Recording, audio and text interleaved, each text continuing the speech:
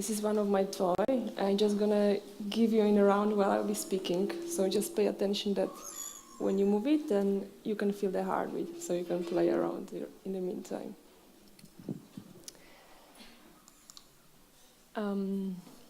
Play is very essential for cognitive, physical, social, emotional well-being of a child. It's so important that it was actually recognized as one of the most important rights of a child.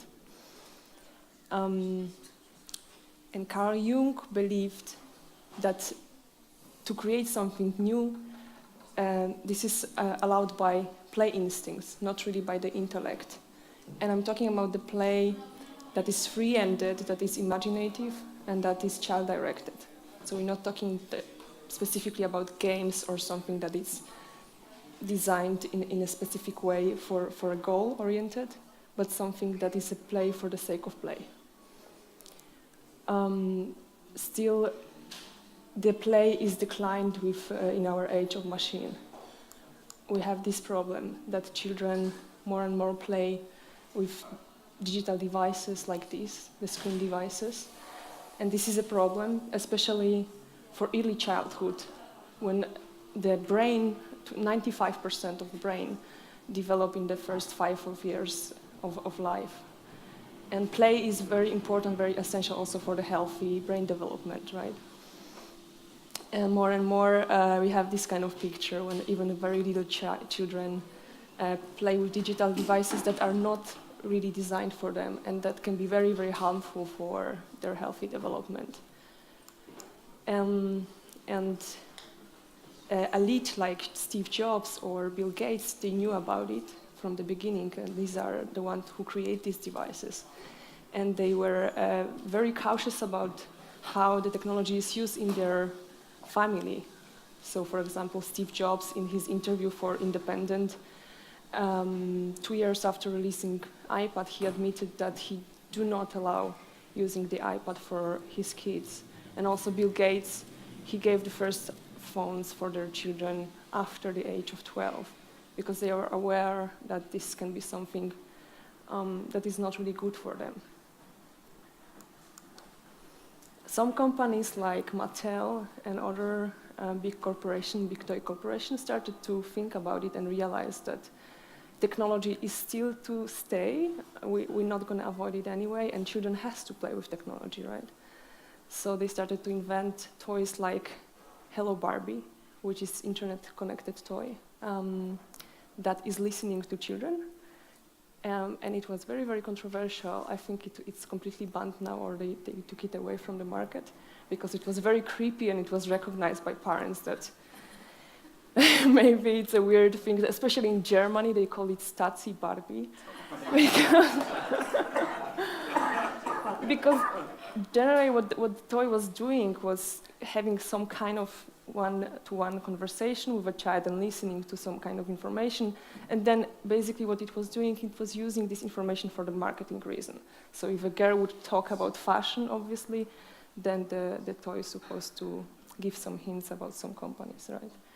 And there are also other companies, not necessarily just toy companies, but all these new technologies like Alexa, so also screenless devices, that we should also be aware they are neither designed for children, because they are also very directed, right? So what the child does, also with Google, is only asking and looking for the ready answer. So the imagination is also shut down, right?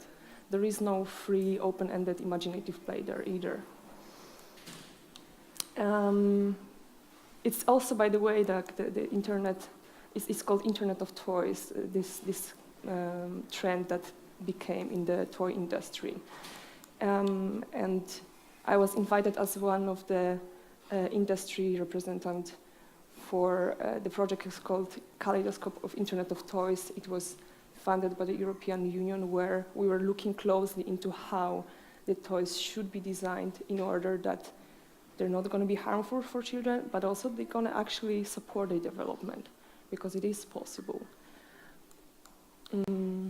I was always positive, nevertheless, about the technology. So since many years, when I was already in the studies, I was extremely curious about how technology can be used in a completely different way than just screen devices. And I started to experiment with things like how the sound is experienced by the whole body, not just by the listening, but how we actually every day unconsciously receive the sound through the body. And something that was very inspiring for me was actually the documentary about Evelyn Glynn, who is almost completely deaf musician, percussionist, one of the best in the world. Very beautiful documentary. I recommend you touch the sound. And this inspired me to create this device that is called Murimo. It was shown on the Ars Electronica. And basically what you would do, you would immerse yourself in the sound with your whole body and not only experience it at this certain moment, but also taking it away with you later and really be more sensitive for the sound through your whole body. But this, at that point, when I started to show it in the art world, it was clear to me that I don't want to be an artist and I don't want to show it as an art piece only for adults. I really wanted to push it somewhere forward. And I started to get an advices that I took it to show it, to actually use it with people with hearing impairment. So I applied for a grant in my city to do the project together with institution for hearing impaired children. And what we did, basically, we connected the real instrument to this device with a contact speaker. Not only instruments, but also like some objects like boxes with glass balls or like real drums. So what was happening during the workshops, one child was playing and another child was on the other side. So it was a very simple, interactive experience. And kids, it was very surprising and very enlightened for me that kids were immediately getting what it is about, of course, but also it was very helpful for the therapy that they were going through while the first days and the first month when they get an implant in their ears. Because what's happening before they have an implant, they don't have developed the perception, the hearing perception. And when they have an implant, basically they get an input, but their brain does not, it doesn't understand what, for example, if somebody called their name and so on, they don't get yet what the sound really is. They associate it very often with the movement of mouth. So they have to learn from the beginning what the sound is. And this was excellent exercise for them to understand that this is the energy, that this is something that they perceive through their whole body, through the ears, and so far and so on.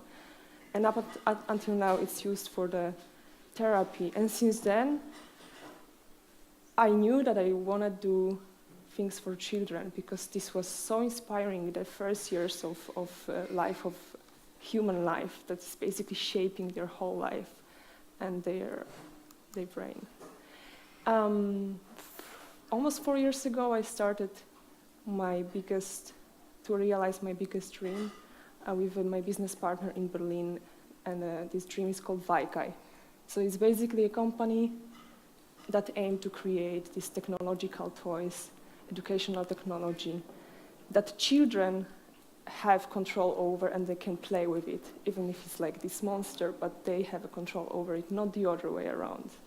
That was the illustration we did before we even designed the logo. It was the core of our value. And now, after 3 years of a lot of iterations of creating it together with children and with early childhood specialists, we created this doll that is traveling here. It's basically very, very simple thing connected. We connected the traditional toy with technology that is interactive, so it reacts on the certain movement, and it has a heartbeat which inspires children that this is a live creature, and it also has a time features. So basically, we do teach children, or we allow them to learn through this toy to develop the sense of time in a very gentle way. So it's not an alarm clock, it doesn't wake up child in a very aggressive way, but it wakes up with very gentle sounds, and then when a child is waking up, it's holding in a hand, and then you feel it's the heartbeat and so on. And then whenever a child is doing some task, for example, or, I don't know, piano lesson or whatever, and then you can connect it to app, and you do it together with parents, because it's very important that children do it with parents. You have this presence of another person, and you just basically estimate the time, let's say 20 minutes, and the toys start to calculate and also give the signal. And after the time is over, then again, you have this ritual around the time, right? And that's how the child is building the sense of time.